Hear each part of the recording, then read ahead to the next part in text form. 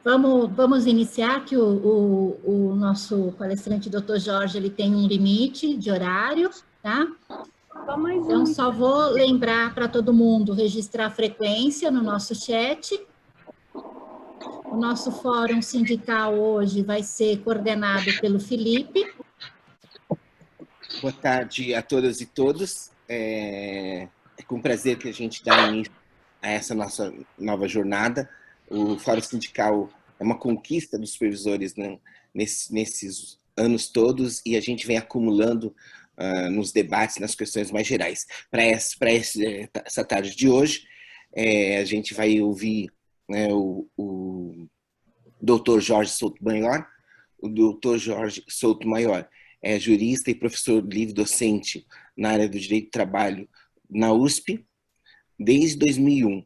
Ele também é juiz titular na terceira vara do trabalho de Jundiaí, de 88 até 2018, quando ele tomou posse como desembargador do Tribunal Regional do Trabalho da 15ª Região. Então, é uma pessoa, só por essa breve apresentação, mostra muito bem a qualidade da nossa conversa que vai se seguir a partir de agora. Então, muito obrigado a todos pela presença e pela oportunidade. Então, passo a palavra para o doutor Jorge Souto Maior. Muito boa tarde, doutor. Muito boa tarde, Felipe. Muito boa tarde também a todos e todas que estão aqui me ouvindo. Fico muito honrado com o convite e a possibilidade de participar e conversar com vocês. E também de rever a Rosaura, né? Enfim, o tema que vocês me sugeriram, né, para essa conversa é um tema muito importante, um tema que eu diria repleto de contradições, né?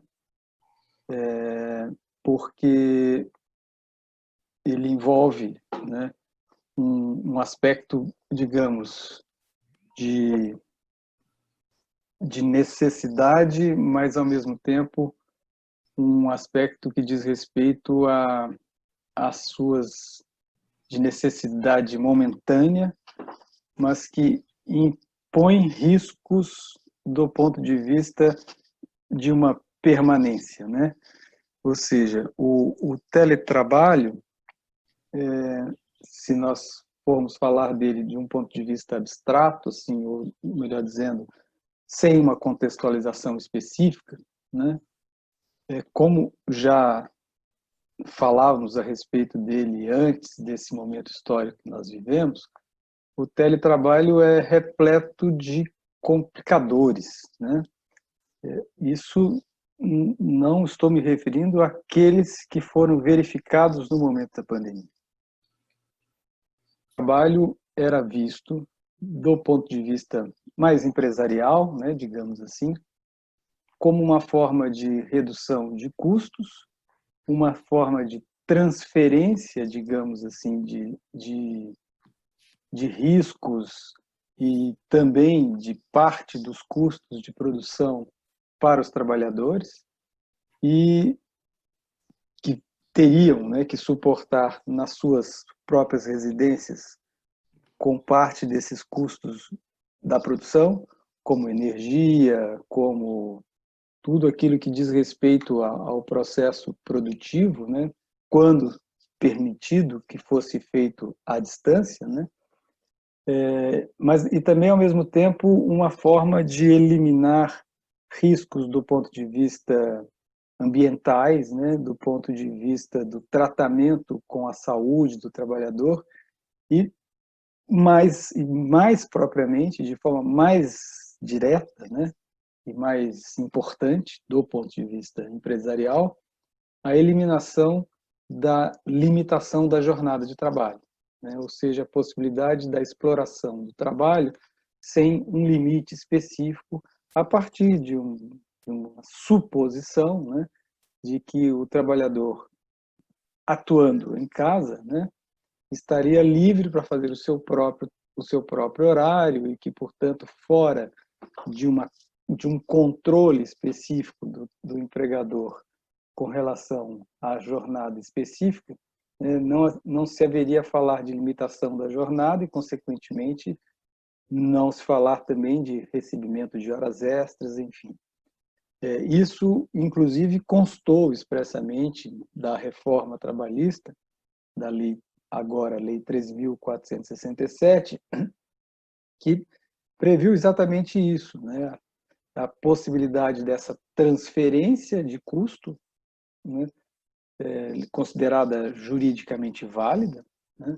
E, ao mesmo tempo, a não concessão de direitos no teletrabalho ao trabalhador do ponto de vista da limitação da jornada de trabalho e, consequentemente, do recebimento de horas extras, né?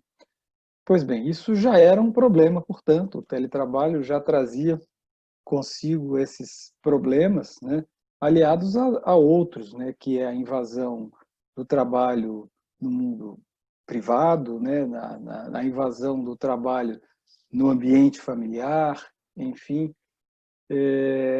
Mas não havia, até esse instante, nesses questionamentos, essa perspectiva da generalização do trabalho, do teletrabalho, que é o que se apresentou nesse momento histórico da pandemia, né? Em que parte da realização do trabalho teve que obrigatoriamente ser feita à distância, e quando pôde ser feita, assim se fez, por uma questão de preservação da saúde. Mas se fez essa transposição do trabalho presencial para o teletrabalho, né, para o trabalho virtual, né, a partir desses pressupostos equivocados, né, de não limitação da jornada de trabalho, de possibilidade de transferência de custos, ou seja, se fez isso da pior forma, né, e, e, e ao fazê-lo, né, ainda se deparou com problemas adicionais que não haviam sido sequer vislumbrados no momento anterior, dada a nova realidade. Ou seja, no momento da pandemia, não só há o problema do trabalho ser realizado em casa, invadindo a privacidade, invadindo o espaço familiar, mas o aspecto também de que as atribuições, né, em casa, as atribuições do serviço, digamos assim, do cotidiano nos lares, alterou completamente, né? Aumentou consideravelmente tudo aquilo que se fazia no momento anterior. Então, a ausência, na maioria dos lares, né, da trabalhadora doméstica, que também teve que ser afastada, do meu ponto de vista, recebendo salários, né, para a preservação da sua saúde, enfim, fez com que as atividades do lar, né, da casa, tivessem que ser realizadas pelas pessoas que nela habitam, né, de uma forma mais direta, né, considerando, sobretudo, a cultura machista, né, brasileira. Essas atividades sobrecarregaram ainda mais as trabalhadoras mulheres. Não deveria ser, deveria haver uma divisão, enfim, mas isso é o real, concreto. O fato, o fato também de que as crianças não estão nas escolas, estando em casa, o trabalho também aumenta, os conflitos entre trabalho e vida privada também aumenta. O fato é que o teletrabalho já era um problema, né? Já era algo, digamos assim, complexo na perspectiva dos trabalhadores, e passa, na pandemia, a ser um problema muito maior, né? As dificuldades da realização do trabalho virtual aumentam consideravelmente, e nada disso é considerado, ou seja, o que se considera efetivamente que tarefa dada, que possa ser realizada, facilmente realizada, para muitos, na perspectiva de muitos, um trabalho que é facilitado por ter sido realizado em casa, enfim, e continua então as cobranças, as metas, né, na realização de um trabalho que é muito mais penoso, muito mais dificultado, mas que, aos olhos das gestões, né, não aparecem como tal, ou seja, todas essas dificuldades não são postas na mesa e as exigências do cumprimento de metas e de trabalhos continuam, e o que tem se verificado com o teletrabalho, né, por consequência, aumento do sofrimento no trabalho, aumento de problemas psíquicos, aumento de afastamentos, aumentos, digamos, da penosidade da realização do trabalho. E o pior de tudo, né? O pior de tudo é haver uma consideração do ponto de vista empresarial, né, de que isso se torne eterno, né, de que isso se generalize e que se isso se consagre como forma generalizada de relações de trabalho, o que impede, ou que impede não, que gera como efeito a quebra, né, de solidariedade da classe trabalhadora, os seus vínculos, né, pessoais, porque aí o que se projeta é uma classe trabalhadora que não se conhece, que vive nos seus ambientes individuais e que, portanto, prestam o serviço sem a perspectiva do todo, ou seja, há uma visualização da generalização do teletrabalho como forma de esfacelamento da classe trabalhadora, como forma de esfacelamento do antagonismo de classe que favorece na luta a conquista de direitos, que favorece na luta a conquista de melhores condições de trabalho, salários, etc. Isso de um ponto de vista. Por outro lado, né, aí que vem a questão da contradição, né, e isso serve sobretudo no setor público, né, há digamos, uma visão política, né, que interfere nisso tudo, que se diga, de tentar mostrar para a sociedade que o problema da pandemia já está superado, né, de tentar mostrar para a sociedade que há possibilidade de uma volta à normalidade, entre aspas, né? E aí começa a haver reivindicações ou visualizações de gestão, né, na perspectiva de retomada das atividades no setor público. E como eu disse, isso gera, como eu disse inicialmente, isso gera aquela contradição que eu disse, né, em que a gente se coloca diante do teletrabalho com todos os seus problemas, mas, ao mesmo tempo, se vê na contingência de defendê-lo.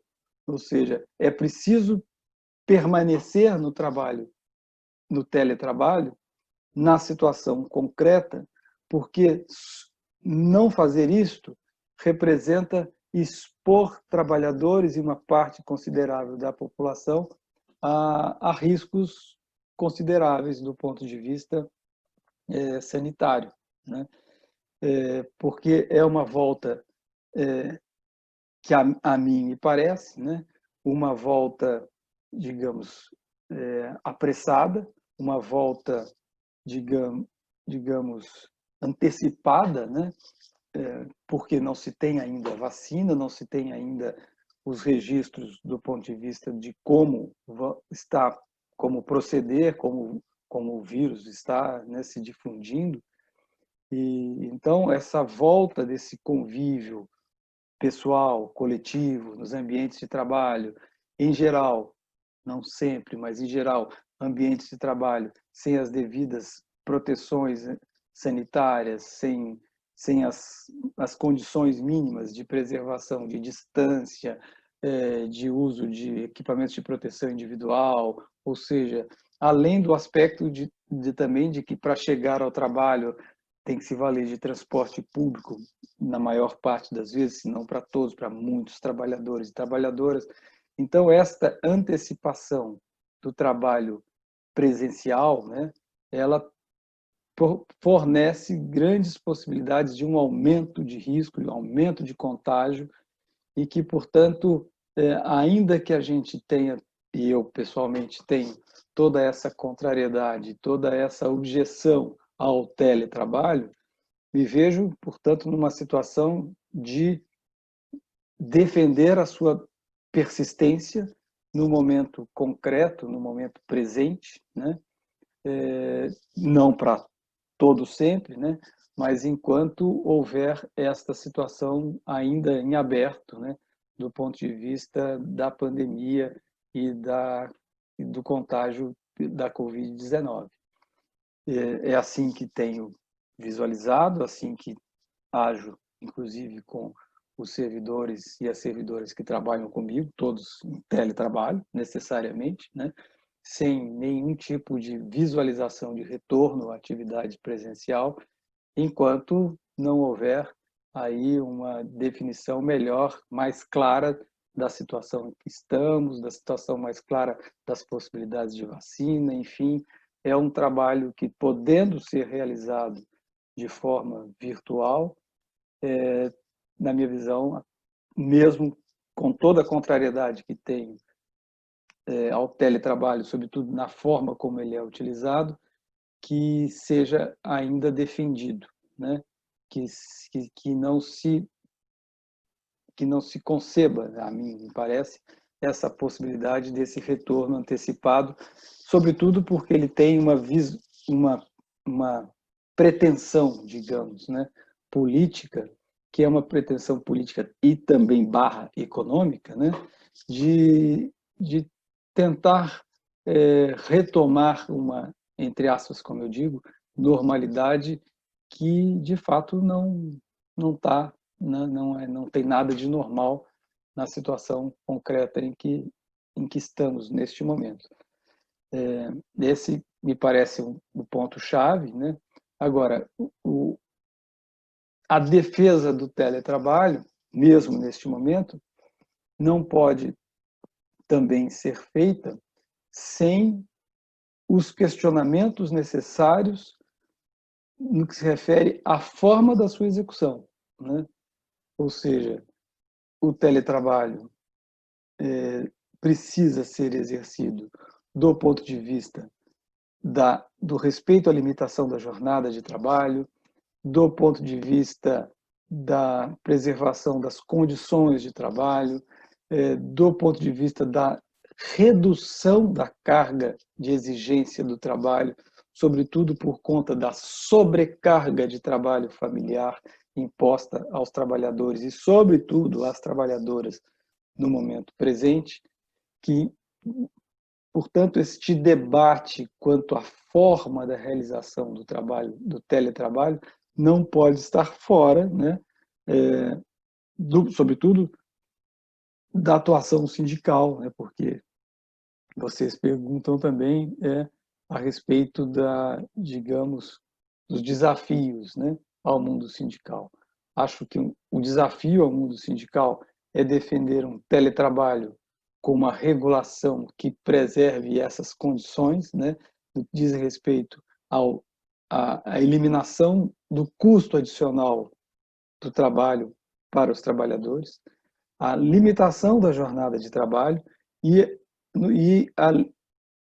ao evitar, né, e o evitar a imposição de metas e, sobretudo, vislumbrar a redução da carga de trabalho diante da sobrecarga do trabalho familiar. Ao mesmo tempo que não corroborar, né, a persistência do teletrabalho no momento futuro, né, quando o trabalho presencial se apresentar possível. Resumido muito, né, o tema, né, é isso que eu, assim, nesse momento inicial, tenho a dizer, né, para o nosso debate. É isso aí. Muito obrigado, doutor Jorge. E eu acho que o senhor tocou nos pontos principais, né, desse debate. Na verdade, essa contradição. Eu quero confessar minha ignorância, mas me parece que existe contribuições sua, inclusive, desde 2003, 2005, sobre a questão do teletrabalho. E a gente não discutiu. A PAS, por exemplo, a nossa carta sindical, a gente não tem isso ainda definido. E essa contradição que eu acho que nós não estamos conseguindo entender, se é verdade que o teletrabalho traz essas mazelas que o senhor apontou, por outro lado, nesse momento, para as pessoas com comorbidades ou pessoas do grupo de risco, mais de 60 anos, é a única garantia que a gente tem, né, de permanecer minimamente saudável, né? Então, eu acho que esse é um debate fundamental, não só para a PAS e para o Sindicato dos Servidores, mas para todo o sindicalismo brasileiro, que me parece que não tem volta a esse debate, né, do jeito que está sendo colocado. Queria abrir, então, para a contribuição dos colegas. Se alguém gostaria de falar, eu queria passar para a Rosaura, né, para ver como a gente encaminharia esse debate. Abriria para as pessoas que quiserem se colocar. Como seria isso da melhor forma possível? Rosaura, Mazé, Rosângela? Felipe, doutor Jorge, acho que as pessoas podiam se inscrever pelo chat, né? E a gente vai chamando pela ordem. Pode ser, doutor Jorge? Perfeito. Então, tá bom. Então, quem gostaria, tem acho que 2 considerações no chat, né? Eu não sei, já seriam perguntas? Deixa eu pegar e ver se eu localizo aqui. A gente quer que eu leia? Por favor, acho que seria bom, né? E aí a gente faz uma seleção, também pode ser por levantar a mão, aí o pessoal já está habituado, né? Os colegas já estão habituados, e aí você coordena a chamada, tá bom? Tá certo. Tem uma fala da Sueli que diz: não temos nada positivo no teletrabalho. Eu prefiro, só gostaria de ter os custos e não os descontos de transporte. É essa contradição que foi apontada pelo nosso convidado. A Ana Maria diz o seguinte: o isolamento social é péssimo para o crescimento social dos seres humanos. As doenças mentais só vão aumentar, certo? Temos uma cultura para trabalhar com essas doenças do isolamento. E vou ler mais uma, depois a gente passa para o doutor e vamos conversando. Há um ensaio de política pública para tratar desses males pós-pandemia, sem prejudicar a vida funcional dos funcionários públicos, né? Tem algumas questões aí que já merecem o comentário do nosso convidado. O senhor poderia comentar essas questões, doutor? Claro. A primeira pergunta diz se não há nada positivo, né? No contexto atual de pandemia, há vários pontos positivos, né? Desses que foram destacados pelo Felipe, né? Mas que não dizem respeito não só apenas às pessoas em risco elevado, né? Mas também a generalidade das pessoas, dos trabalhadores e das trabalhadoras, ou seja, quanto maior o isolamento social, né?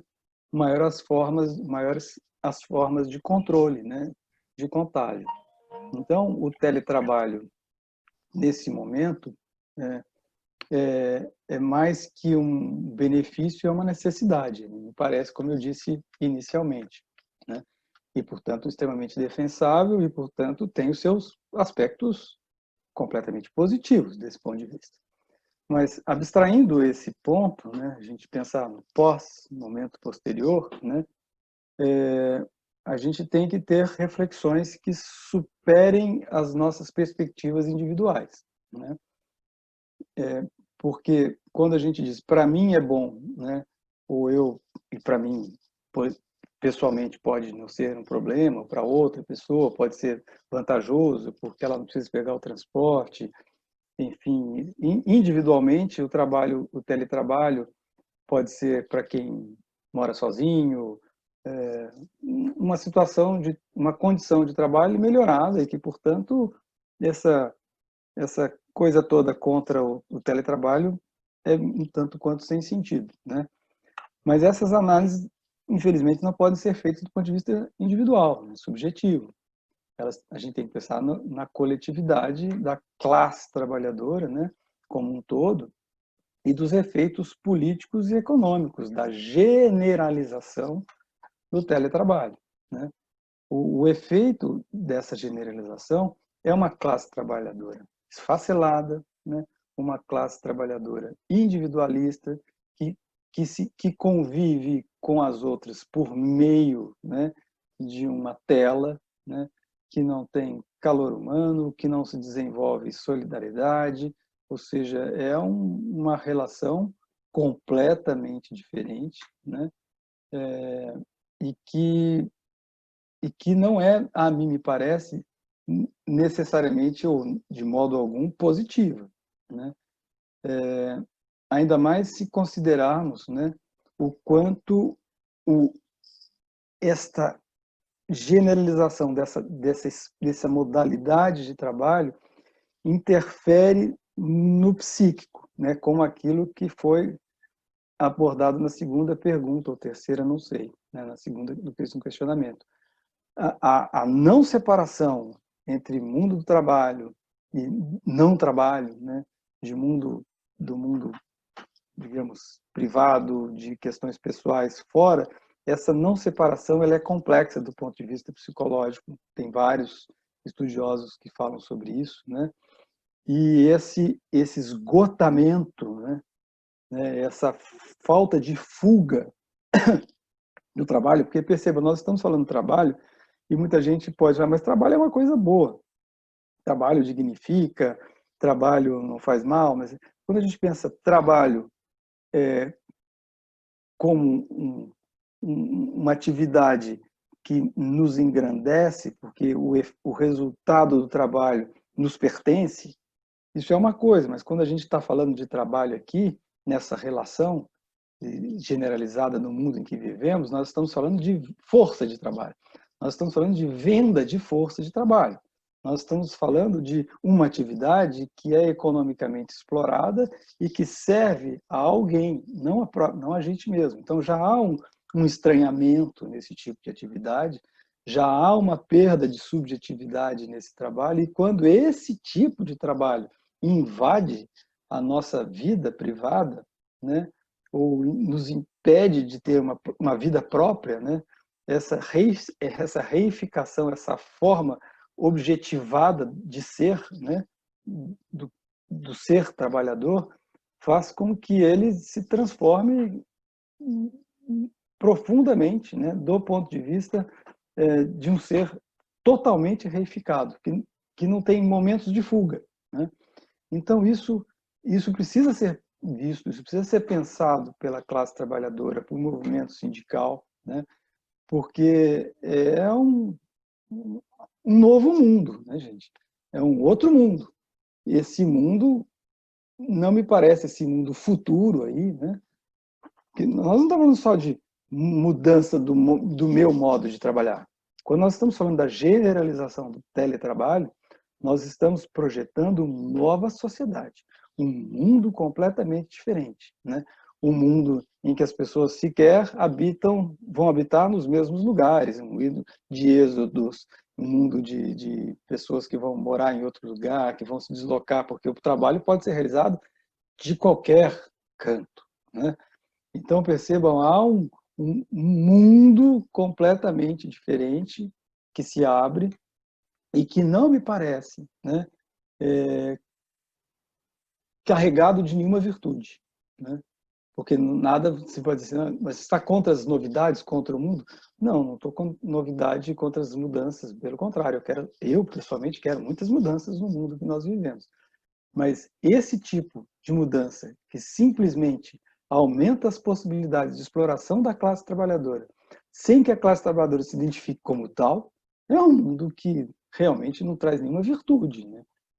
A mim me parece. Nós poderíamos pensar em tantas mudanças no mundo, né, para melhorar o mundo, e vamos pensar então nelas. Essa aí, efetivamente, não me parece que tenha nenhum proveito para o conjunto da sociedade e vai transformar, vai nos fazer ficar mais doentes. Essa é que é a questão que me parece que precisa ser percebida. Uhum. Eu acho que o senhor tem toda a razão. A gente tem falado nesses últimos tempos, em que nós participamos de reuniões assim, ao vivo, via internet, via Zoom, Meet, e às vezes a gente está em 2 reuniões ao mesmo tempo. Às vezes a gente tem 3, 4 reuniões por dia. E eu fico muito mais cansado do que antes, que eu ficava na diretoria de ensino ou visitava as escolas, né? Claro que tem as positividades, umas que você apontou aí, ou mesmo no que a gente tem lido dos trabalhos publicados. O meio ambiente agradece, o trânsito fica melhor, todas essas questões, mas temos que enfrentar essa nova realidade, né? É uma distopia que não se imaginava, principalmente que ninguém pensava em pandemia, então isso chegou para ficar. A Rosaura se inscreveu, Rosaura, e eu queria ler aqui uma fala da Maria Lúcia, que diz o seguinte, né? Do ponto de vista jurídico, existe possibilidade de reivindicar uma ajuda de custo, redução de carga horária, redução de metas de produtividade. Nessa situação, e com a legislação que está em vigor hoje, levando em conta os riscos que as pessoas estão correndo.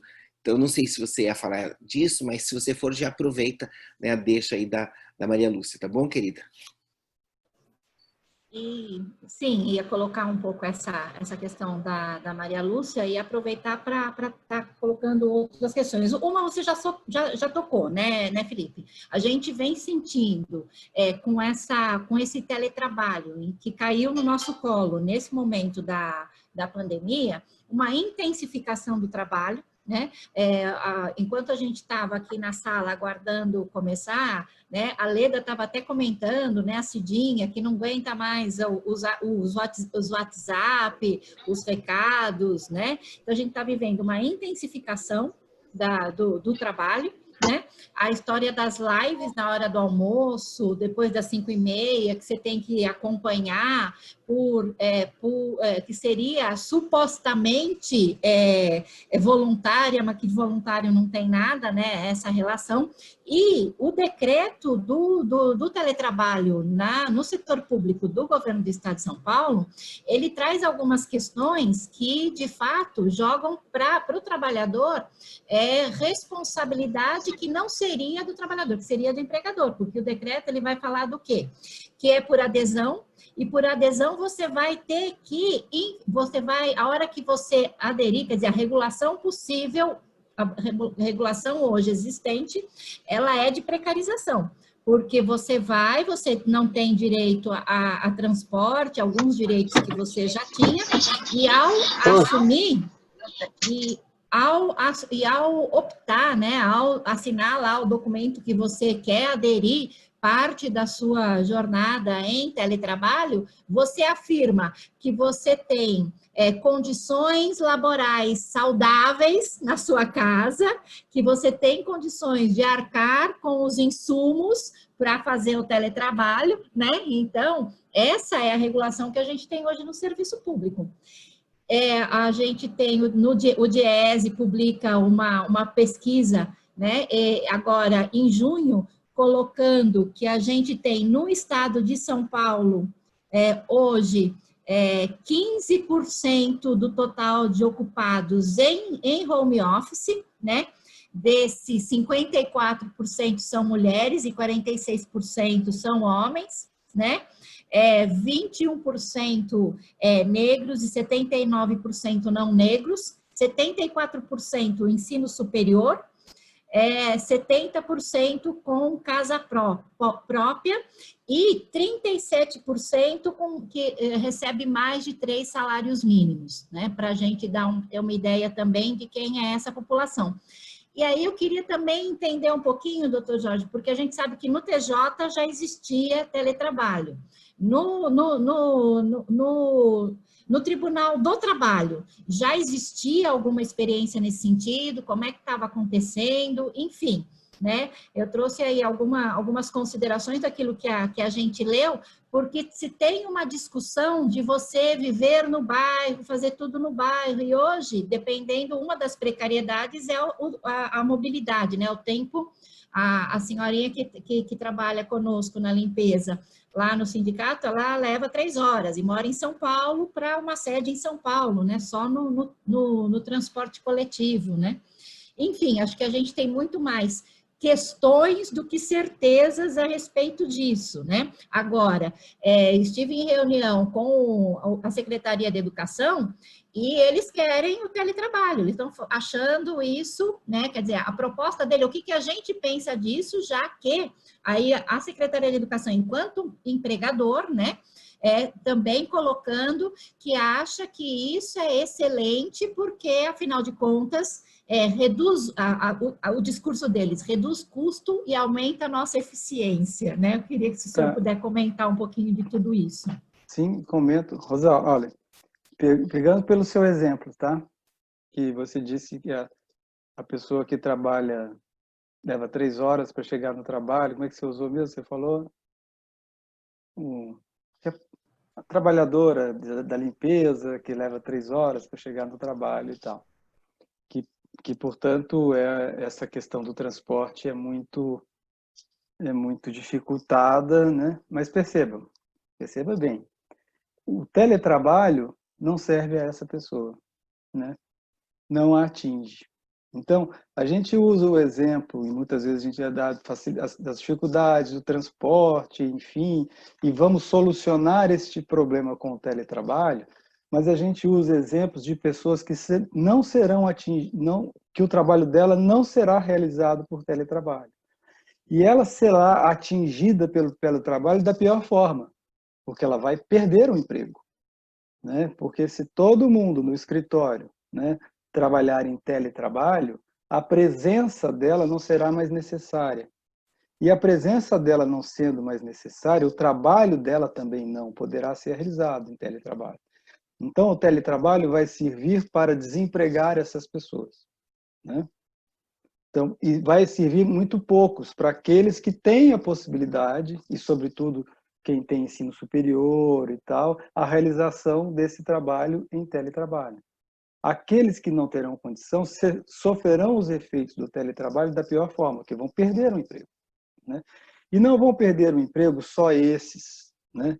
Vai perder o emprego também aquela pessoa que trabalha no cafezinho em frente ao escritório. Porque como as pessoas não vão se deslocar mais para o trabalho, né? Não vão ter lá o almoço no restaurante ou o cafezinho, aqueles ambientes comerciais próximos dos ambientes de trabalho, também sofrerão o efeito do teletrabalho do ponto de vista da perda de postos de trabalho. Então, quando eu digo a generalização do teletrabalho, implica em mudanças que são muito mais profundas do que essa visualização individual. Para mim, tá melhor. Você está vivendo... Se essa generalização pode ser posta, para você pode estar melhor, mas você vai estar em outro mundo, né? E que mundo será esse? A gente não sabe. Eu suponho e faço projeções, e infelizmente tenho acertado as minhas projeções desde a década de 90, dizendo que a gente ia piorar cada vez pior, se a gente não mudasse o que nós estávamos fazendo, e aqui estamos, né? E tragicamente, eu hoje posso falar, tá vendo? Não falei? De novo, olha, a projeção é de que a generalização do teletrabalho nos conduz a um mundo muito pior do que aquele que estamos agora, né? Com aumento considerável do desemprego, com aumento considerável da acumulação da riqueza produzida, ou seja, são problemas graves, né, que decorrem daí. Enfim, sobre essa questão. A outra questão que foi colocada, se no mundo jurídico há respostas para isso. Do ponto de vista de um mundo jurídico mais bem aplicado, digamos assim, aplicado com profundidade, com todos os seus preceitos, princípios, etc., é possível vislumbrar saídas jurídicas para essa situação e, consequentemente, pleitear, como disse a pergunta, que o custo seja suportado pelo empregador, que haja redução da jornada, enfim. Mas esse mundo é um mundo ideal que a gente tem que admitir que não existe, né? O direito, em geral, tem sido mal aplicado. E mal aplicado contra os interesses da classe trabalhadora, sobretudo. E o direito do trabalho também, né? Consequentemente, não dá para contar com essas possibilidades jurídicas, porque a lei, explicitamente, né, não vai nessa direção. Um artigo específico da reforma trabalhista vai num sentido completamente inverso. Quando eu digo direito, porque o direito a gente não há, as respostas jurídicas não são dadas apenas por um artigo de lei, é pelo conjunto normativo, né?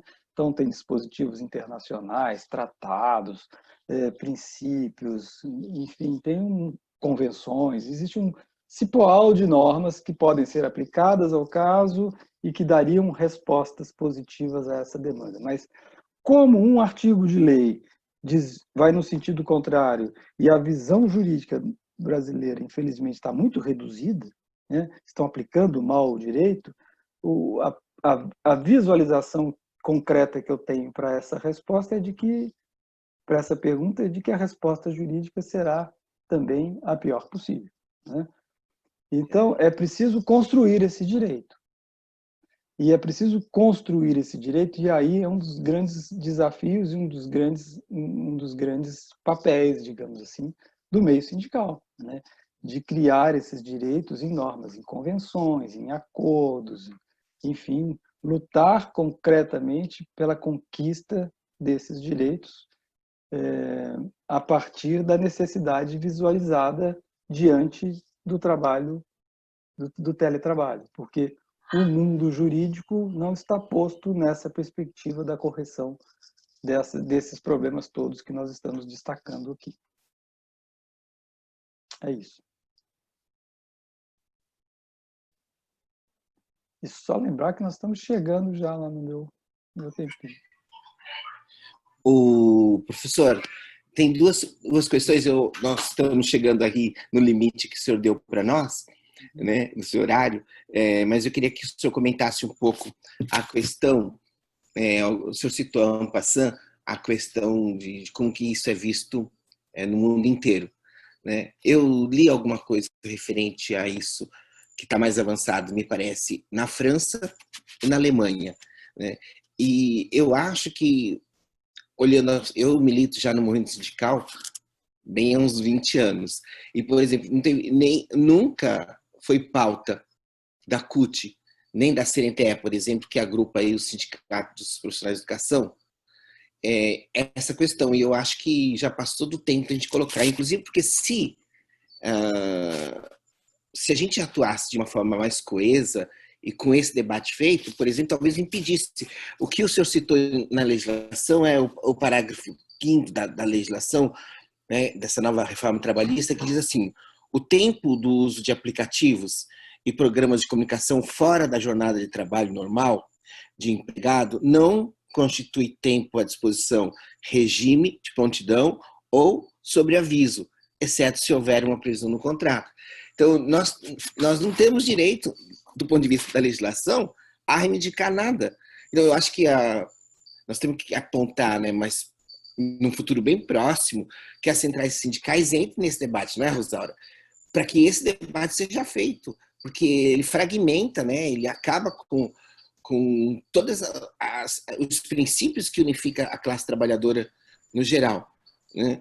E eu queria, então, que o senhor comentasse isso e falasse sobre essa questão. Tem uma pergunta aqui da Silvana, né? Se o senhor tem conhecimento de como é realizado em outros países, né? E como já são 18h23, depois disso eu passo para a Rosaura dar os encaminhamentos, tá bom, professor?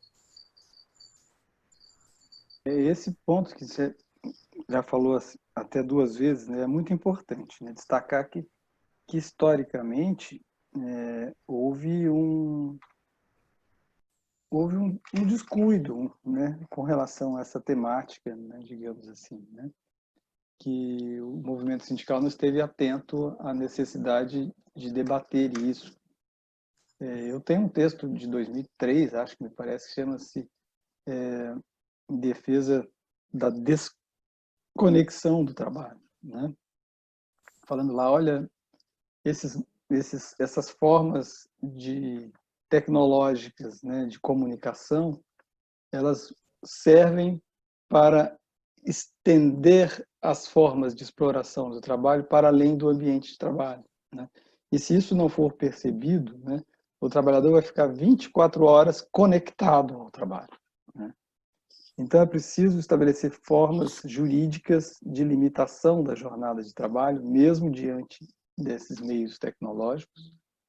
E nesse momento agora, eu diria, olha, há uma necessidade de se opor ao teletrabalho como forma generalizada de realização de trabalho. Não propriamente de regulá-lo, né? Porque eu acho que será impossível domar isto de uma forma regulatória quanto aos efeitos, né? E os efeitos serão muito além da relação individual, né, de um trabalhador e um empregador. Então, acho, como sociedade, como força política, né, a classe trabalhadora tinha que vislumbrar mesmo a necessidade de uma resistência à generalização do teletrabalho, né? E eu acho que isso é fundamental nesse instante. Eu, por exemplo, na qualidade de trabalhador, né, professor que sou, né, pela via virtual, porque considero que dar aulas virtualmente representa a abertura desse espaço nesse momento histórico para a generalização das atividades docentes por via virtual, né? Favorecendo desemprego, favorecendo piora da qualidade de ensino, favorecendo uma lógica individualista também entre os estudantes, a perda de coletividade do ponto de vista do processo educacional, ou seja, é uma coisa muito séria, não é pura e simplesmente aula virtual, não é simplesmente uma transposição do presencial para o computador, né? Então, é uma mudança muito profunda, né? Então, nesse ponto de vista que eu vejo essa grande problemática que envolve o teletrabalho nesse momento, na perspectiva de uma generalização para o tal pós-pandemia. Agora, não sei responder a pergunta concreta de como isso está sendo realizado em outros países, né? Do ponto de vista jurídico e muito menos do ponto de vista, digamos, político, das resistências, das atividades. Não tenho mesmo esse conhecimento, né? Sei que, por exemplo, nos Estados Unidos, mas não serve como referência, né, as atividades virtuais estão se generalizando, digamos, abertamente, empresas fechando, né, vendendo prédios, trabalhadores mudando dos grandes centros para pequenas cidades, ou seja, os Estados Unidos está passando por um processo de modificação aí, porque não há regulação, não há sindicatos resistindo, ou seja, os ensinos nas universidades estão sendo virtuais, as possibilidades tecnológicas são maiores e, consequente também, as possibilidades de mudança estão ocorrendo e ocorrendo muito rapidamente. No que isso vai dar, né, a mim me parece não ser positivo, mas nós estamos falando de uma economia de um país que tem, né, outras formas de distribuição de riqueza que aqui não temos, né? Então, não sei, né? Mas não sei responder do ponto de vista daqueles que são próximos, né, juridicamente mais próximos ao Brasil, como Espanha, França, Itália, como isso está sendo resolvido. Sinceramente, não sei responder, não vou chutar e nem vou fingir que sei. Obrigado. Antes de passar para a Rosaura para dar os encaminhamentos finais na nossa reunião, queria só ler aqui a contribuição da Ana Maria, que ela diz o seguinte: professor, muito obrigado pelo esclarecimento, mas precisamos estudar mais sobre o teletrabalho. Mas se não começarmos a vislumbrar a redução da jornada de trabalho, é o primeiro caminho, na minha opinião. Regular o que é horário de teletrabalho e os dias que ele pode acontecer. Do outro lado, pensar em uma jornada semanal de 36 horas, onde o teletrabalho não deveria ser mais que 50%, senão a nossa casa será um novo chão de exploração. Se opor me parece muito radical e não acredito que tenhamos pernas para isso. É mais ou menos o que a gente tem conversado. Rosaura, nós estamos finalizando aqui, né, temos 1 minuto. Você gostaria de dar uns encaminhamentos finais, por favor? Claro, só aproveitar para colocar que tem uma outra coisa que a gente não pode deixar de vislumbrar, né? Mas que o local de trabalho também é um local de organização dos trabalhadores, né? Se você perde o chão, né, do encontro, você pode também diminuir as oportunidades de organização, né? Felipe, eu vou passar para as palavras finais do Dr. Jorge, que ele precisa se despedir, e aí a gente dá os encaminhamentos depois entre nós. Pode ser assim, doutor Jorge? Pode, rapidinho. Então, Mas eu vou falar pode rapidinho falar. mesmo.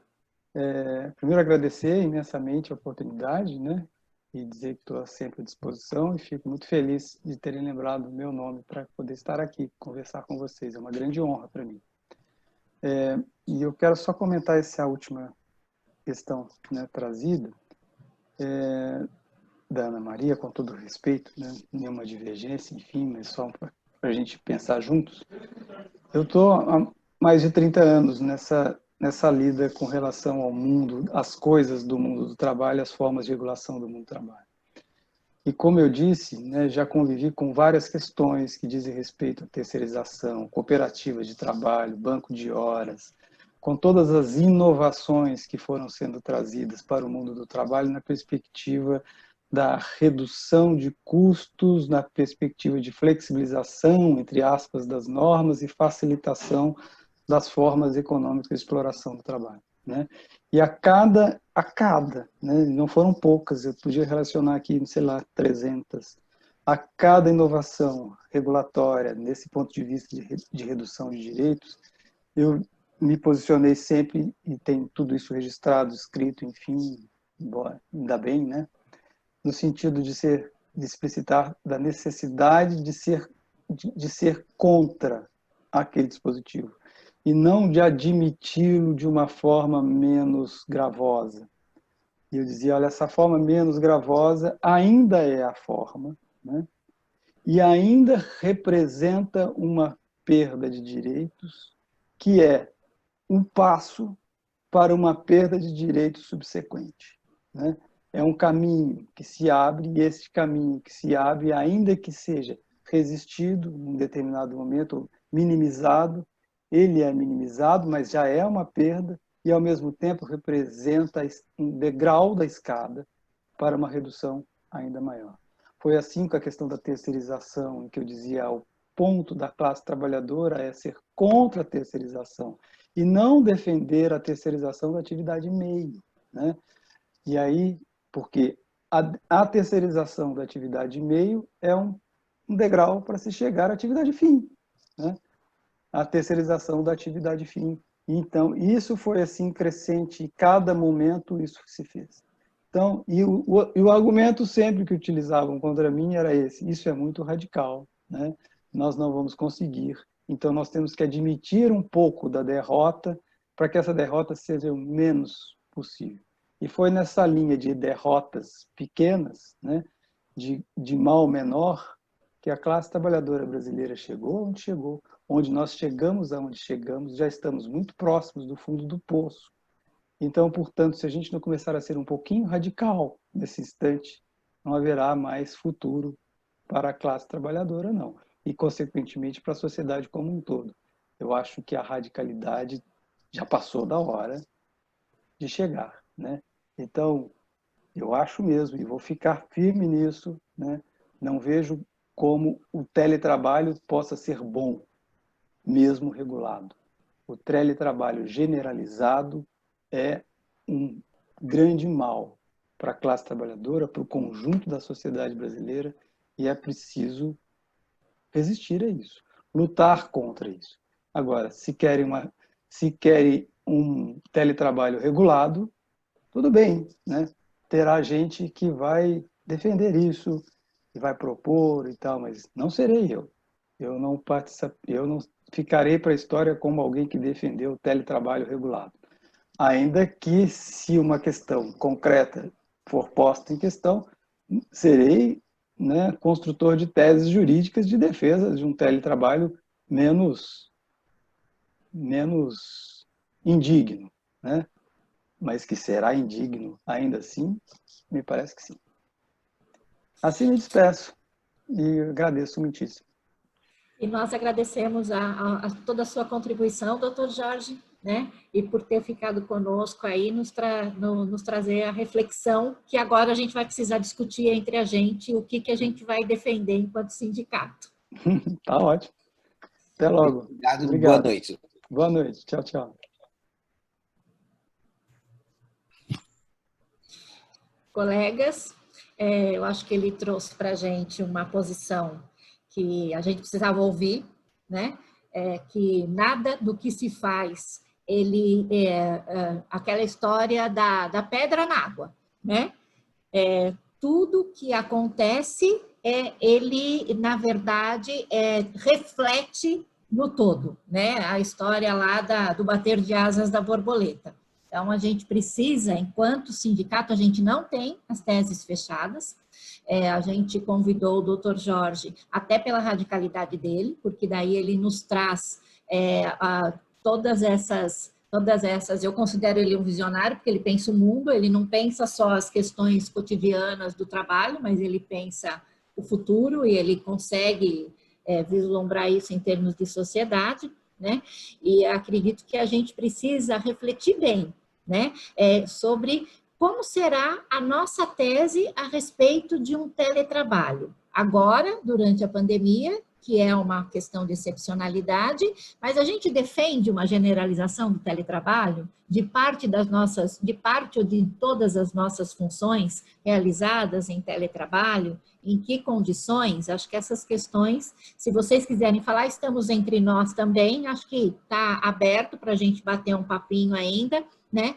E que a gente vai apontar isso. Acho que essa conversa que a gente teve, a gente está com um número reduzido de pessoas, vai ficar disponível para fazer uma sessão de estudos na diretoria de ensino, porque em outubro a gente precisa fechar as nossas teses sobre isso.